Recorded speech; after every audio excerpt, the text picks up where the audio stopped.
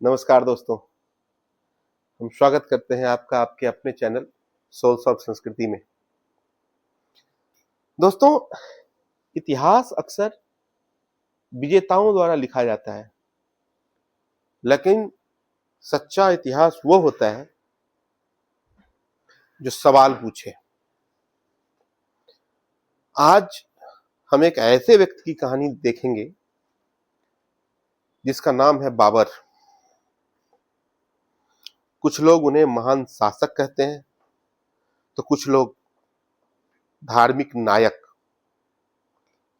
लेकिन क्या वास्तव में बाबर इस्लाम का प्रतिनिधि था?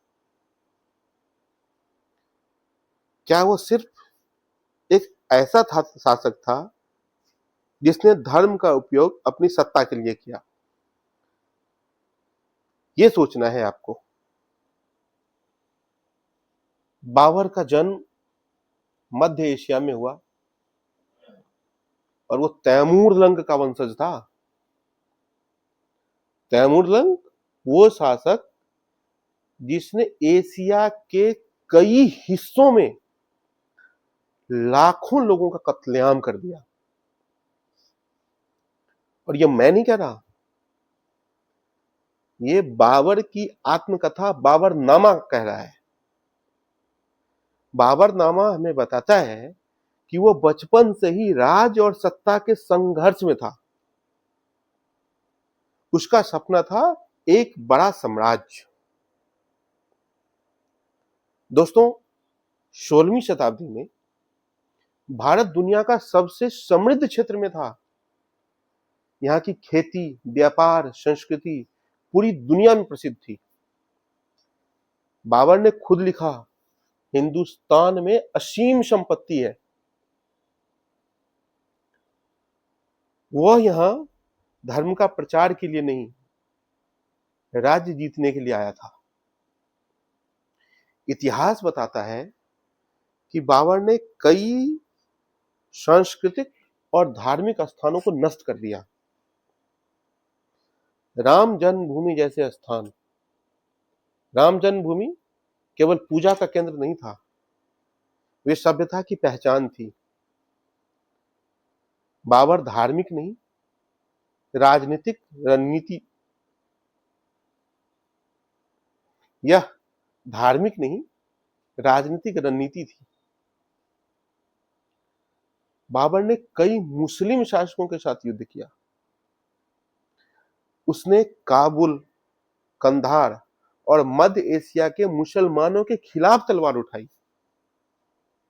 यह दिखाता है उसकी लड़ाई धर्म से नहीं, सत्ता से थी।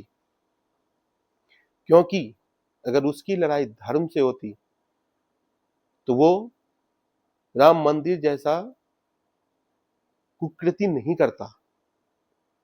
क्योंकि राम मंदिर या कोई भी मंदिर किसी देश का जहां के वो मुख्य मंदिर होते हैं, वो आत्मा होती है। बाबर ने हिंदुस्तान में आके उस आत्मा पे चोट करी थी।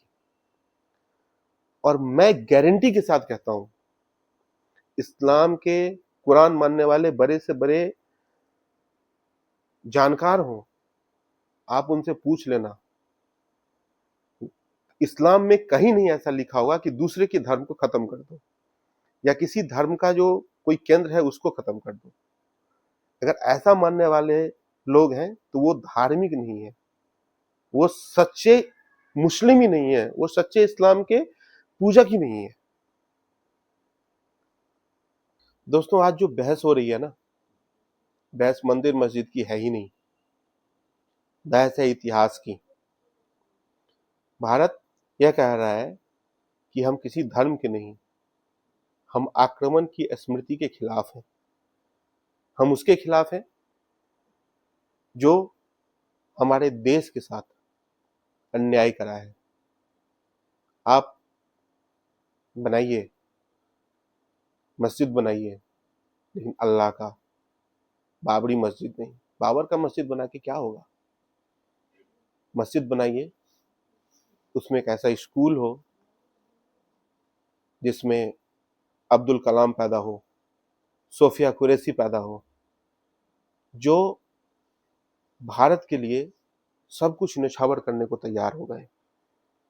मैं ये नहीं कहता कि सिर्फ मंदिर में ही स्कूल हो, मंदिर में भी हो, मस्जिद में भी हो, सब जगह स्कूल हो, लेकिन ऐसे दुर्दांत जो हमारे देश की आत्मा पर हमला करता है, ऐसे दुर्दांत के समर्थक मत बनो।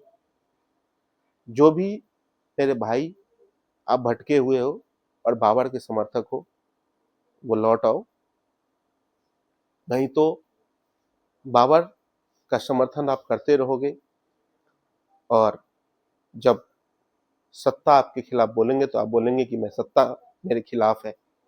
सत्ता आपके खिलाफ नहीं है, सत्ता उस दुर्दांत के खिलाफ है जिसने हमारी आत्मा पर चोट पहुंचाया है। और किसी भी देश में अगर उस देश की आत्मा पे कोई चोट पहुंचाता है तो उसको सजा मिलनी चाहिए। जय हिंद, जय भारत, भारत माता की जय।